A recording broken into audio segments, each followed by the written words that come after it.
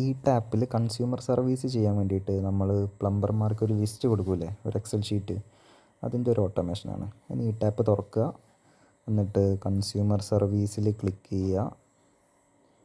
എന്നിട്ട് അതിൽ നമ്മൾ കംപ്ലീഷൻ അടിക്കാൻ എടുക്കില്ല, വർക്ക് പെൻഡിങ് ആപ്ലിക്കേഷൻ, ആ സെയിം വിൻഡോ ഓപ്പൺ ചെയ്യുക, വർക്ക് പെൻഡിങ് ആപ്ലിക്കേഷൻ എന്നുള്ള. ഓക്കെ, എന്നിട്ട് അതിലെന്ത് ചെയ്യുക, ഷോ എന്നുള്ള സ്ഥലത്ത് 100 ആക്കിയിട്ട് വയ്ക്കുക. കാരണം എന്താ വെച്ചാൽ ഈ പേജിൽ നമുക്ക് മൊത്തം എത്ര ആപ്ലിക്കേഷനാണ് വന്നത് അത് മൊത്തം ഇവിടെ വിസിബിൾ ആവണം. കണ്ടോ, അപ്പോൾ അവിടെ താഴെ കണ്ടോ 12 ഔട്ട് ഓഫ് 12 എൻട്രീസ് എന്ന് പറഞ്ഞിട്ട് ഇതുപോലെ മൊത്തം വേണം.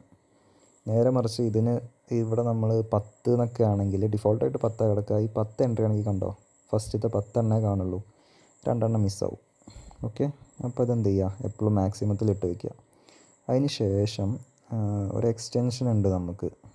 ഇത് മാനുവലി നമ്മൾ കോപ്പി ചെയ്യല്ല ചെയ്യുക, അതിന് പകരം ഇവിടെ ഒരു എക്സ്റ്റൻഷൻ കണ്ടോ, ഈ എക്സ്റ്റൻഷൻ എടുത്തിട്ട് KWA E tap service exporter, ഇത് കണ്ടോ, ഈ എക്സ്റ്റൻഷൻ എന്ത് ചെയ്യുക, ജസ്റ്റ് ഒന്ന് ഡബിൾ ക്ലിക്ക് ചെയ്യുക.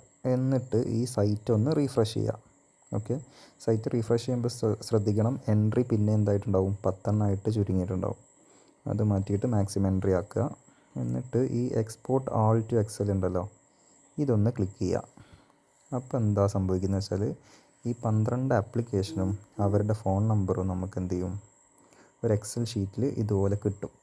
ഇത് കണ്ടോ, എക്സൽ ഓപ്പൺ ആകുമ്പോൾ 12 ആപ്ലിക്കേഷനും അവരുടെ കൺസ്യൂമർ നമ്പർ, അവരുടെ ഫോൺ നമ്പർ, സർവീസ് ടൈപ്പ് എല്ലാം ഓട്ടോമേറ്റഡ് ആയിട്ട് നമുക്ക് കിട്ടും. ഓക്കെ.